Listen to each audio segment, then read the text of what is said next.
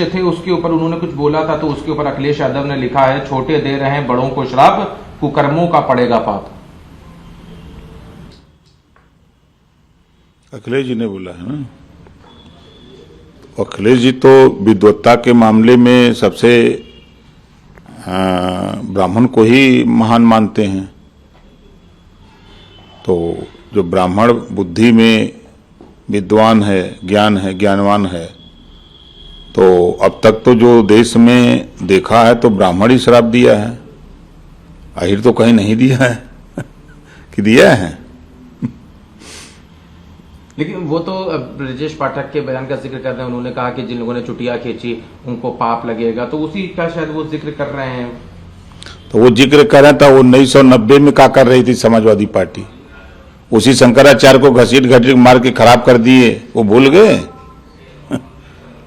Sir SIR को लेकर लगातार समाजवादी मुद्दा उठा रही है, कल वो चुनाव आयोग जा रहे थे, अब कह रहे हैं आज जाएंगे चुनाव आयोग। वो ऐसा ही रोज जाते रहेंगे, आते रहेंगे। ये इनका एक संकेत है कि 2027 में हम सरकार में नहीं आने वाले हैं, तो पहले से ही अपने लोगों को कह रहे हैं कि भाई देखो हमारा वोट काट दिया गया, इस नाते हम नहीं आए। इस नाते अभी से वो SIR एक बहाना है निकाले हैं। पहले चिल्ला रहे थे कि EVM खराब है, तो EVM को दुहाई देते देते तो लोगों के मन में हो गया कि भाई झूठ बोलते हैं। तो अब लोगों के मन में आ गया है कि नहीं, अब SIR शुरू किए हुए हैं कि नाम कट गए, इस नाते हम हार गए, यही कहेंगे। अच्छा सर, इससे अलग हटके थोड़ा सा राजनीति से अलग हटके सवाल है, संघ प्रमुख मोहन एक हैं और यहाँ जो मुस्लिम्स हैं ये भी एक तरह से देखा जाए तो हिंदू हैं, और आप सबको घर वापसी करनी चाहिए। उस समय लोगों को जोर जबरदस्ती जो चीजें करी गई हैं, आज वो समय है कि सब अपने घर अपना वापसी करें।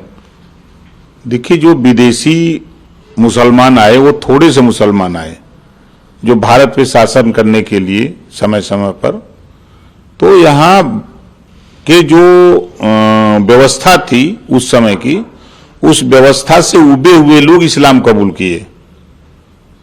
तो जो मोहन भागवत जी का जो बयान है वो सही कह रहे हैं कि घर वापसी कर लेना चाहिए। UGC का भी समर्थन उन्होंने अपने बयान में किया, जो नई गाइडलाइन आई थी। देखिए, वो कानून जो बना है वो समानता लाने के लिए कानून बना है, बराबरी लाने के लिए कानून बना है, कहीं किसी के साथ भेदभाव करने का कानून नहीं है। इस नाते उन्होंने भी समर्थन किया है। उनके सवाल से जुड़ा हुआ काफी सवाल है। संघ प्रमुख ने यह भी कहा कि समय है कि अब हिंदुओं को एकजुट हो जाना चाहिए, क्योंकि जिस तरह से देखा जा रहा है कि दुनिया भर में जो चीजें हो रही हैं, लगातार हिंदू आबादी भी घटती जा रही है, तो हमको सबको एक रहना चाहिए, एक साथ होना चाहिए, आपसी जो नाइत्तेफाकियां उनको खत्म करना चाहिए। सही कह रहे हैं कि सबको मिलजुल के रहना चाहिए।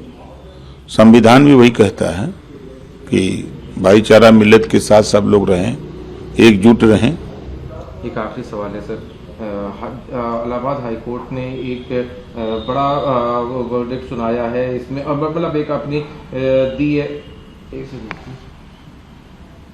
मामले में वहां के कप्तान और वहां के DM ने जो लोग पढ़ रहे थे नमाज, उन सबके खिलाफ मुकदमा हुआ था लोगों की अड़ोसी पड़ोसी की शिकायत के ऊपर, तो उसके ऊपर इलाहाबाद हाईकोर्ट ने दोनों को से जवाब मांगा है, DM और कप्तान से, और कहा है कि घर में नमाज या कोई भी प्रार्थना करने के लिए अलग से अनुमति की जरूरत नहीं है, तो उन लोगों को क्यों जेल भेजा गया था, इस पे अपना जवाब स्पष्ट करें। नहीं, देखिए, जो